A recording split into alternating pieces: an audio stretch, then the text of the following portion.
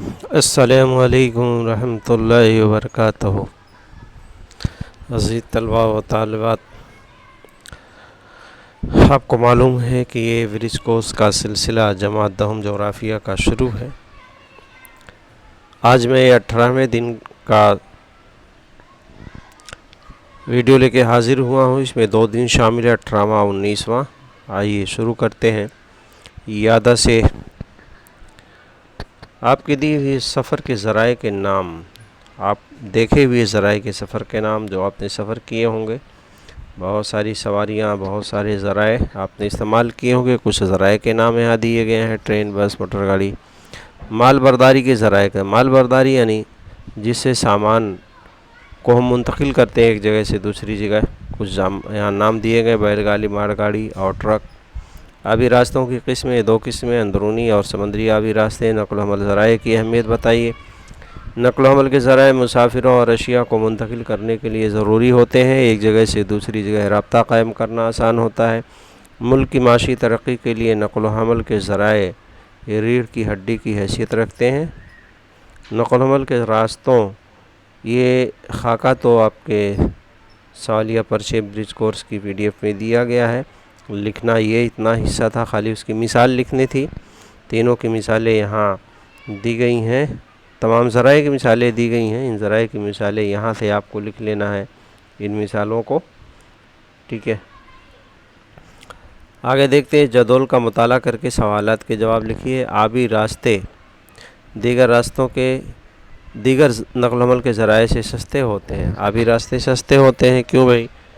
آبی راستے قدرتی طور پر موجود ہوتے ہیں، ان کو بنانے یا مرمت کرنے کی ضرورت نہیں ہوتی، اس لیے سستے ہوتے ہیں۔ آپ کو معلوم ہے کہ ریلوے لائن اور سڑکوں کو بنانے کے لیے ہزاروں کروڑ روپے حکومت کے خرچ ہوتے ہیں، لیکن آبی راستے یہ قدرتی طور پر ہوتے ہیں، ان کو موجود ہوتے ہیں، ان کو بنانے کی بھی ضرورت نہیں پڑتی، مرمت کی بھی ضرورت نہیں پڑتی۔ اس کے علاوہ اس میں پانی کے ذرائع ہیں، تو اس میں ایندھن بھی کم خرچ ہوتا ہے جہازوں میں، تو یہ سستے ہوتے ہیں۔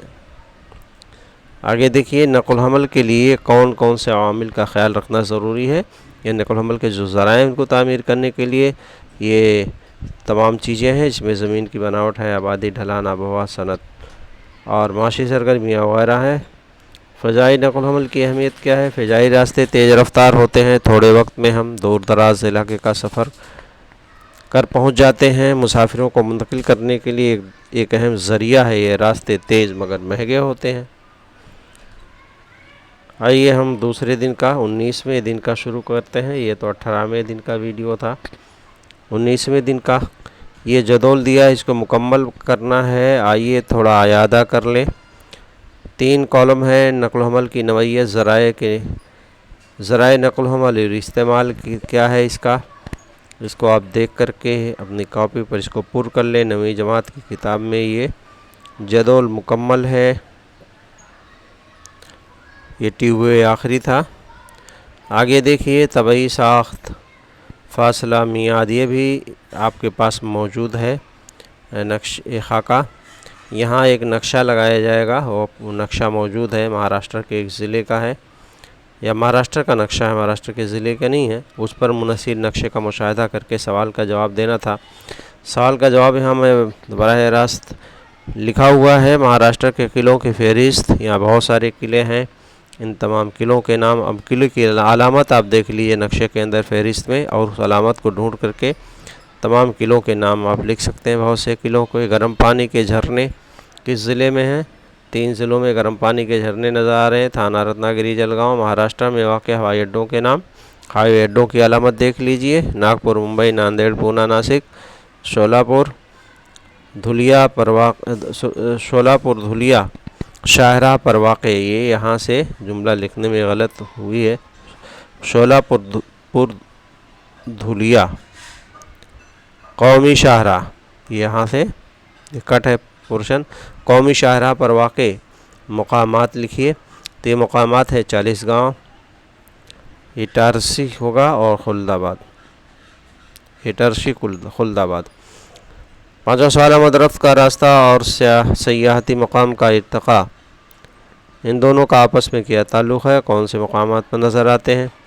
یہاں دیکھیے مہاراشٹر میں ممبئی، اورنگ آباد، خلد شولاپور، لوناوالا، کوکن کے ساحلی علاقے وغیرہ سیاحتی مقام ہیں۔ یہ بھارت کے ایک نقشے میں وہ سیاحتی مقامات دیے گئے ہیں۔ مہاراشٹر میں کے حصے میں دیکھ لیجئے کون سے مقامات۔ یہ تمام مقام اہم سڑکوں اور ریلوے لائن سے جڑے ہوئے ہیں۔ نقل و حمل کا ذریعہ ہونے کی وجہ سے سیاحوں کو پہنچنے میں آسانی ہوتی ہے۔ 9ویں جماعت کے سیاحت والے چیپٹر میں آپ دیکھیں بھارت کے نقشے میں یہ دیا گیا ہے۔ تجدید طلباء و طالبات، اس طرح 18 اور 19 دن کا یہ ویڈیو مکمل ہوا ہے۔ عزیز طلباء و طالبات، اگر آپ نے اب تک جغرافی ٹیچ ویری نائس کو سبسکرائب نہ کیا ہو تو سبسکرائب کر لیں، ساتھ ہی ساتھ دعاؤں میں یاد رکھیں۔ السلام علیکم ورحمۃ اللہ وبرکاتہ۔ اللہ تعالی ہم سب کو اپنے حفظ و امان میں رکھے۔